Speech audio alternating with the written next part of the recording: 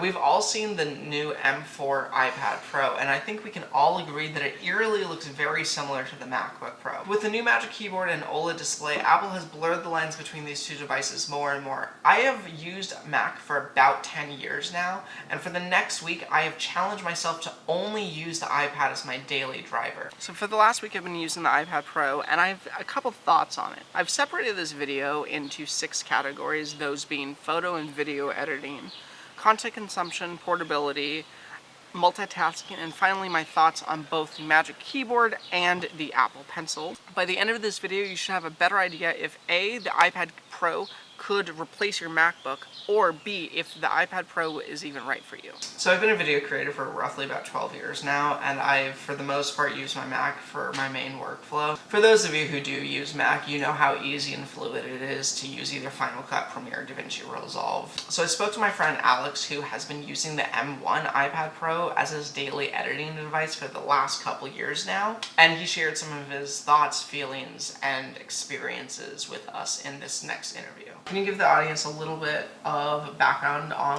what you do and who you are? I am currently a video editor for a YouTube channel called Culture Slate and The Rayside. What is your experience, in short, editing on an iPad, and would you rather use an iPad or a desktop to edit? To be honest, I have a PC that I edit on also, and I haven't noticed a difference between both.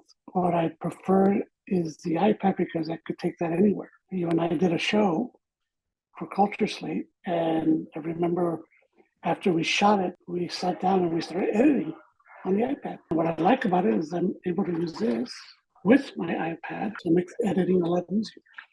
You said that you just got the 2024 iPad Pro. Quick thoughts on just the machine. I know that you've been using it for a couple days, and then what size did you get?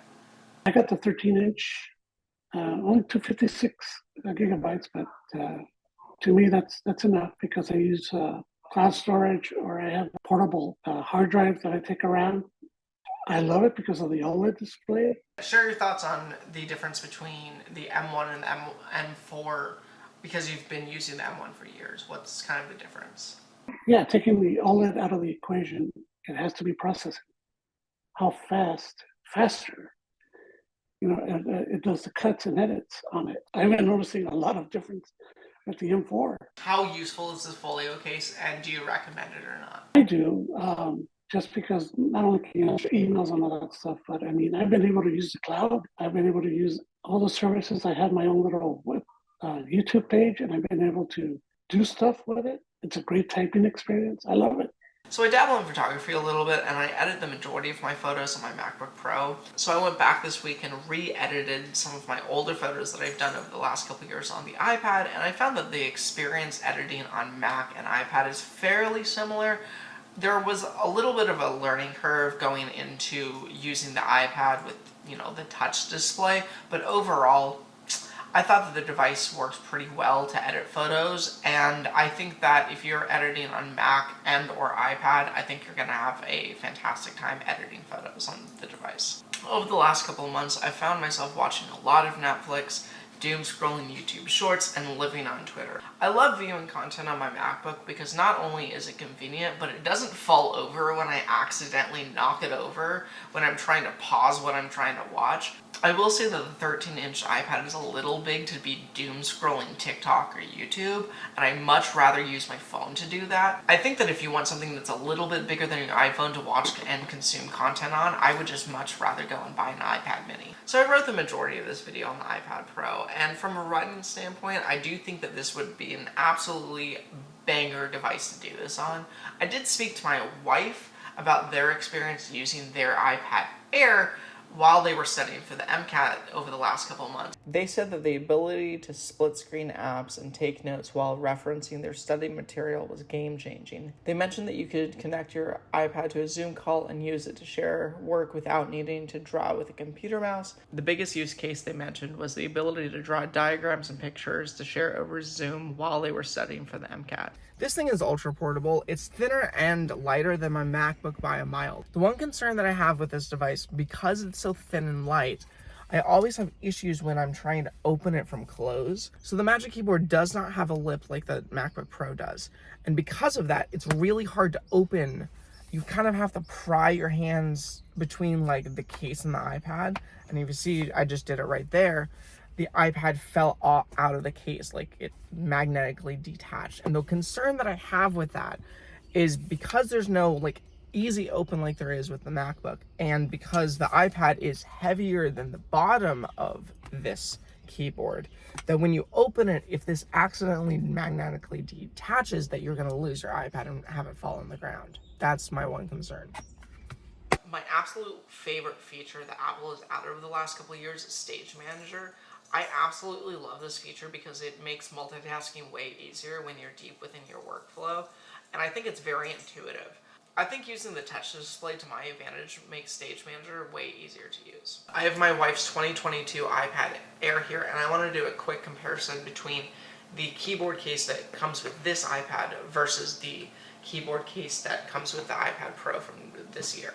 The Pro is definitely higher quality and is made out of aluminum. The biggest difference between this generation and last generation on the iPad keyboards is honestly the aluminum material that definitely makes the iPad Pro resemble the MacBook, and the typing experience is basically the same to me. In contrast, the silicone keyboard on the older generation is honestly just a fingerprint magnet, and the trackpad that's on this one is drastically smaller than the newer generations, and this one doesn't have a function row like the new ones do, which is a fantastic addition. I absolutely love the new pencil. I think the Taptic engine feels fantastic, and for people that professionally draw or take a lot of notes and are in college, I think that this thing is a really good buy for you.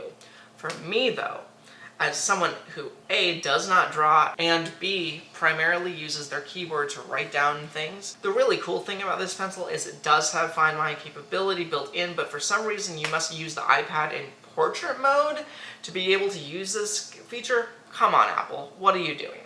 On the other hand, when you're drawing on the iPad Pro, they have added this really cool software shader to the pencil that aligns with the tool that you're using.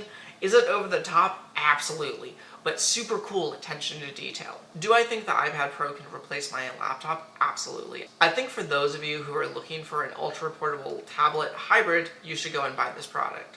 I think the Apple Pencil is perfect for artists and students, and the new features in the Pro are great. It is the same price as the second generation, thanks Apple. The Magic Keyboard is a great option and is high quality, especially with the aluminum material that's on the inside. I'm still not a huge fan of the outside silicone material because I don't know how well it's going to last long term. The big question is, will I be switching to the iPad Pro? And that is a no. I had a great time using it over the last few weeks, but this thing does have a starting price of $12.99 for the 13-inch at base storage, and once you add up the keyboard, the pencil, and the Apple polishing cloth for good measure, you have an out-the-door price of over $1,950, or roughly about $2,100 post-tax. For that price, however, worth it I believe it is for the majority of people that really like iPad and portability. I think that I will probably be sticking with my MacBook Pro for the time being. I do, however, want an iPad